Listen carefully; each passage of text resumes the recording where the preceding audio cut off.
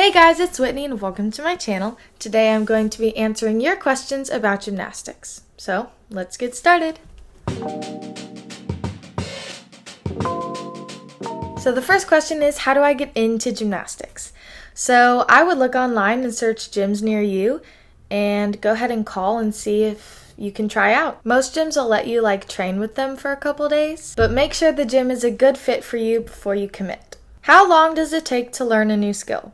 So I can't really answer this one because there are so many different skills and it could range from anywhere between 1 day to a couple years. What are some tips for someone who wants to start gymnastics? Make sure that you always have safe surfaces to train and good coaches so that you can learn the correct techniques. When you first start out, form and technique are super important because that is your foundation for the rest of your career. How many levels are there and what comes after? So there's 10 different levels in gymnastics, levels 1 through 10, but there's also elite gymnastics and college gymnastics. Before you get to college, there's 2 different routes that you can take. There's the elite route and the JO route. Elite is formatted more towards Worlds and the Olympics, and JO is formatted more into college gymnastics. How long does it take to get to level 10?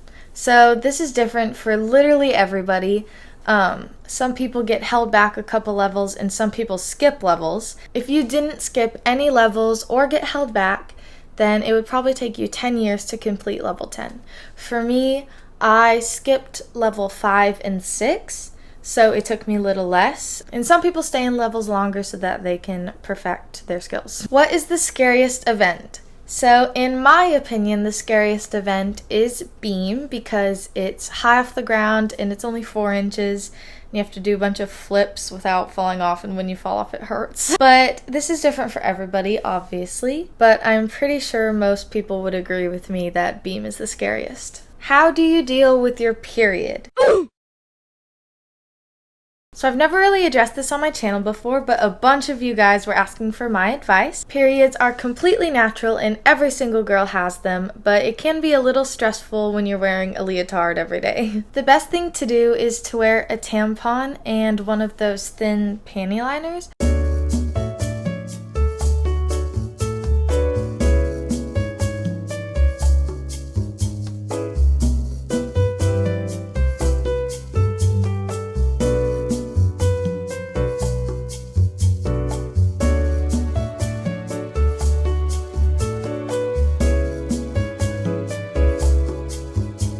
Are there any weird rules you have to follow at a meet? Weird? I don't think so. Oh, here's one. Before each event, you have to go up and say hi to the judge, which I don't think is weird. It's kind of fun, but yeah, I don't think in other sports you go and say hi to the judge. So yeah, before each event, you go and say hi to the judge, and they tell you good luck, and then you go. Yeah, that's all I can think of. I'm sure there's more, but yeah, meets are just pretty straightforward. Are leotards uncomfortable? So, short answer, yes. I think Leos are uncomfortable because personally, I just don't like anything super tight, especially down around my hips.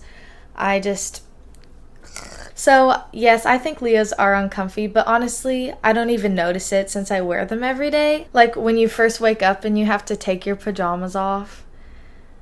And you're tired and you're cold, and then you have to take your comfy baggy stuff off, and then you have to put on a Leo, and it's just but after you wear it for 5 minutes, then you don't even notice it because it you adapt to it. I will say though, leotards used to be so much more uncomfortable. Over the years, they've come up with so many new fabrics that are so much more comfortable. If you're looking for a comfortable Leo, I would definitely recommend Salute Leos. They have literally the most comfortable leotards ever. It feels like you're not even wearing a Leo. They are so comfortable, and you guys should definitely go check them out and use code Whitney at checkout.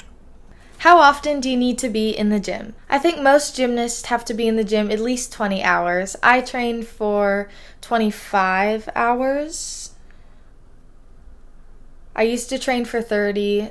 Most elites train for 30. 20 hours is probably the minimum for the higher levels. I'm older. Is it too late to start gymnastics? Absolutely not. I get this question so much. Guys, age is just a number, and if you want to do something, do it. The only way age does affect, though, is if you're trying to be a college gymnast, then you have a shorter amount of time to get up to that level. But girl, if you want to be a gymnast, go for it. Do gymnasts need to go on a diet?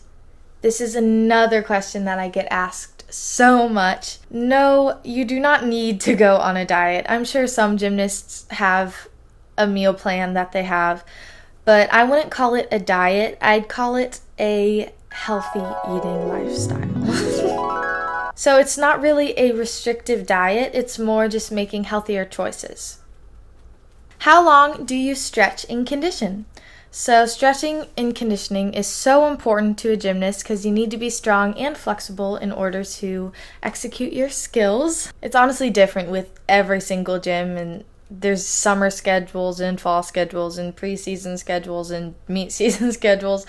But usually we warm up and stretch for 30 minutes and condition for 30 minutes to an hour. Is gymnastics expensive? Yes. So I don't know about other gyms, but my gym's tuition is $500 a month, and that is not including meet fees, travel fees, and like your competition Leo and warm-ups. So it adds up to a lot. So yes, it is expensive. Do you ever get dizzy doing flips? Okay, so me and my friend were actually talking about this the other day. We were talking about how weird it is that we don't get dizzy. Like when we're doing twists, it's weird how we just know where we are. And you land and you're not dizzy. Like, it's so weird. Like, when you go up and then you, twist. Like, how do you just know how to twist and land? I think it's weird how we just, don't get lost in the air. But, yeah, it's surprising. You don't actually get dizzy because your body, knows what you're doing and is used to it, I guess. I don't know. So, no, I don't get dizzy. In your opinion, what is the best age to start gymnastics? So I started gymnastics when I was 6, so it wasn't too early, but I still gave myself enough time to make it to level 10 before high school. So I would say 6 is a good age. Okay, what do you wear under your Leo? So every gymnast would answer this differently, but I personally wear a sports bra and underwear. When I was little, it was weird to wear underwear under your Leo. I don't know why. It just was Your Leo is underwear. Why would you wear underwear under your underwear? But when you start getting older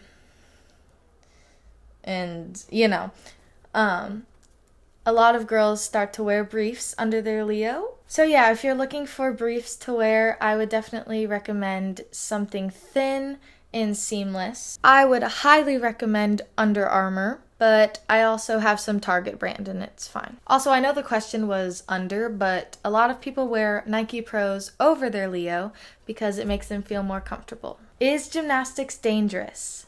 Yes.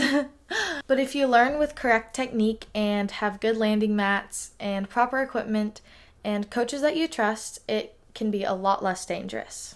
What are the best grips to get? So there are tons of grips, so many different grips brands, but these are the ones that I've used, so I will recommend them. If you're a beginner, the beginner grips I used are Gibson, and once I got older, I started using Rise Sport. I am not a fan of Velcro grips. I just don't trust them. I don't think they stay up as well. I like to use buckle grips, and the type of buckle grips I use are double buckle grips.